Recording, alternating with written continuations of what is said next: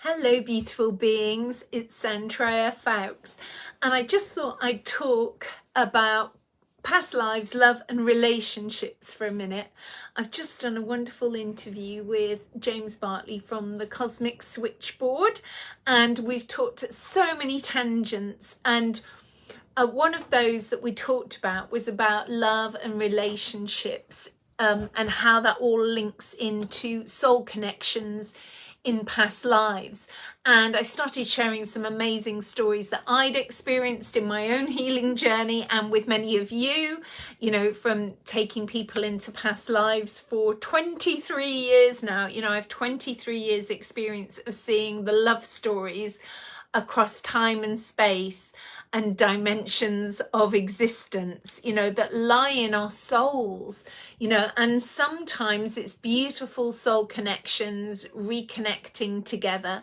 And sometimes there's a lot of misunderstanding and a lot of misinformation, and a lot of suffering that's unnecessary when you get involved in some relationships that are, you portray them as a twin flame, but actually I don't think they exist in the twin flame story that the ego and the false light matrix has told us about twin flames. I don't think it's an absolute truth, and I've spoken about this before in my other videos on YouTube, and you might find that what I'm about to share now, and the other things that I've shared and in some of the interviews I've done with other people, it can save you a lot of pain and suffering if you can get back to the origin of how you know somebody. It doesn't mean that because you have this calling and connection that it's going to be a healthy relationship in this lifetime. It often isn't a healthy relationship. Recently I saw a client, now let this be a real warning to you, she got involved with somebody who she'd known in a past life, and he hadn't been nice to her in the past life. She'd been a man in a past life having an affair with his wife, and you could say, oh well, she was a bad person, but actually they were together already, and then her father married her off to the wealthy baron or lord or whatever, and they continued their little relationship in secret. But when the wealthy man found out, he killed my client, who was a man in a past life. And then she met him again in this lifetime, and he was still, she had this big connection, but she couldn't work out he'd killed her, in the past life. So sometimes you can have a connection to someone and feel drawn magnetically, but not understand what that connection is. And it doesn't always bode well. And it didn't bode well necessarily in this lifetime. Well, maybe did for her, she survived, but he ended up killing somebody in this lifetime. In this lifetime, not the past life, in this lifetime, a lady that he dated after they split up. So, some people have a lot of healing on a soul level to do to become a good being, and maybe there's a lot of dark entities attached to them. So it's so complex. Just because we feel a connection, and then a lot of the false light spirituality we project onto someone, oh, I can put up with the suffering because we're twin flames and we're meant to be together. No, sometimes it's a toxic relationship and you need to leave. It doesn't mean you need to stay because you're twin flames. This is not a healthy relationship. You must honor if it's not working for you, whether it's emotional abuse, physical abuse, financial abuse, all these things. You need to respect and honor that it might not be a good situation for you to stay in, and to work through that. Now, whether you can work through that on your own or whether you need somebody to help you, like myself, because it's very hard to see the shadow aspects of ourselves. And sometimes it's complex. It's past lives, inner child, ancestral. It's all woven up together. Hi, Mo. Nice to see you. And Mo's an amazing poet.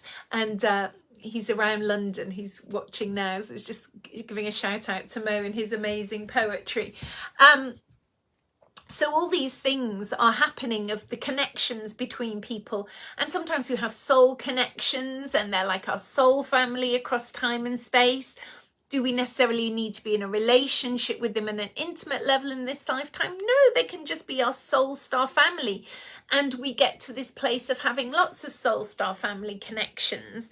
But you can see love across many, many lifetimes.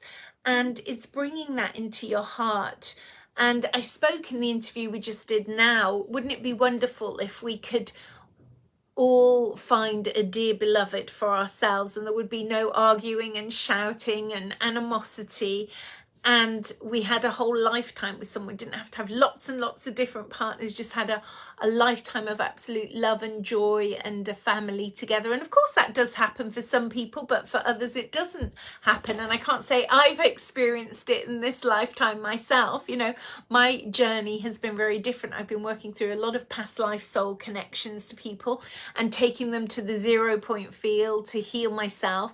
And also the other thing I'd say, you know, a lot of the work I do with women, men as well, you know, getting to the origin of why you've not had a child or conceived in this lifetime.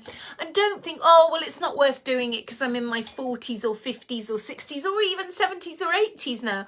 You know, don't forget that the work that you do emotionally on yourself in this lifetime is the gift that keeps giving. You know, this work will continue giving to you in future incarnations, whether they be on this planet or somewhere else. So, you know, some of the things that you're healing are for the future versions of yourself, and you'll never underestimate the work that is a benefit to the future version of yourself, you know, into the inner court of equity. That's what I say. You know, you the outer court of equity, which is, you know, judges and 3D and maritime law and blah, blah, blah, blah. But the inner court of equity is where we find real justice and resolution and healing. The healing is inside ourselves. In this is the temple. You know, when we fell from grace after Atlantean times, and we started to bring in corruption, and I think it was Atlantean times when we learned about allopathic medicine in the way that we would cut people open and take bits out. But we can do that, and yes, it can be successful, but sometimes we forget about the soul journey, you know, and how important it is to heal the soul story. So we really must focus on healing our soul story. Soul story. And so I'm sat in my chalet in Cornwall at the moment, and I'll be here for however long I'm here for, maybe a few more days or so, or till someone books the chalet. It's lovely weather today, and I am going to pop out now. But if you do wish to book a session with me online, which, remember, I use Skype. I must stress this to you. The reason I have to use Skype online, no matter where you are in the world, I can use Messenger, but you won't be able to record it on Messenger. But I have to use Skype because Zoom corrupts light language and it corrupts sophophonic frequencies. It won't allow sound healing to be transmitted. It cuts it off. That's why we have to use Skype for the online sessions. And what I would say is, if you have a Skype account or you deleted your Skype account, just upload it again.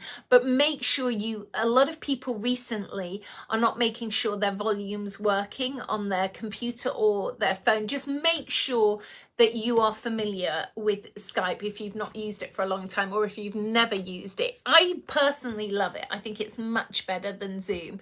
And obviously it carries the frequency of sound for sound healing. So I'm here in Cornwall. If you want a one-to-one session with me in person, remember they're 2-hour regression sessions, and they all weave between past lives, inner child, ancestral, between lives, and sound healing. And if you want to do an online session, we weave between all of that, but it's in a different way, because it's me going with you into the emotional Akashic records and sharing what I can intuitively pick up about what psychologically is going on in your life right now. They all facilitate a healing in a slightly different way. And also remember that I have guided meditations that you can download for free on my website, and you can also longer meditations on the meditation page. So having done this gorgeous interview, I'm not sure when it's out with James Bartley. You can see half of it for free, and the other half is in his private members site. But I always enjoy my conversations with James Bartley. They always go, I mean, I enjoy my conversations with everybody, because different people interviewing you bring forth different fragments of information. And for me, that's exciting, because people's energy emanates forth different information. So with that said, I'm off to go and see some stone circles in Cornwall. So sending you much love and many blessings, and hi Sarah as well. And have a beautiful day wherever you are. And as I did this morning, because I'm at my chalet, Sea Angel, I always feel like it is called the chalet camp here, even though it's not like a camp anymore. But I have my E3, and I always feel like when I ding, it is E3. It's motivation, but I always feel to go, Heidi hey campers, Heidi hey. So with that, have a beautiful day, and much love and many blessings. Bye for now. Take care. Much love.